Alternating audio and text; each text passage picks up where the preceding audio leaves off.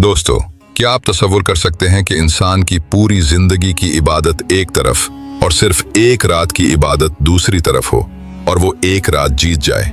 जी हाँ, एक ऐसी रात जो खामोशी से आती है, जिसमें आसमान से फरिश्तों का नुज़ूल होता है और जमीन की वुसअत उनके कदमों के लिए कम पड़ जाती है।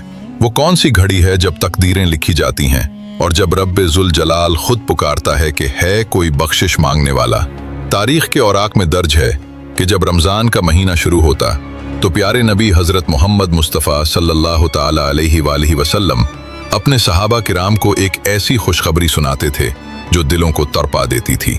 अल्लाह के रसूल हजरत मोहम्मद मुस्तफ़ा सल्लल्लाहु ताला अलैहि वसल्लम ने इरशाद फरमाया कि इस महीने में एक ऐसी रात है जो 1000 महीनों से बेहतर है। जो उसकी बरकत से महरूम रहा वो गोया हर भलाई से महरूम रहा। जरा गौर कीजिए, ये कितना बड़ा खसारा है कि इतनी बड़ी रहमत की रात हमारे करीब से गुजर जाए और हम सोते रह जाएं। ये मुस्तनद हदीस सही बुखारी और सही मुस्लिम की रोशनी में हमें यह पैगाम देती है कि हमें आखिरी अशरे की ताक रातों में इस इनाम को तलाश करना चाहिए। अगर आप भी इस रात की बरकतें समेटना चाहते हैं तो कमेंट में आमीन जरूर लिखें और ऐसी मजीद ईमान अफरोज वीडियोस के लिए हमारे चैनल तारीख की अदालत को सब्सक्राइब करना न भूलें।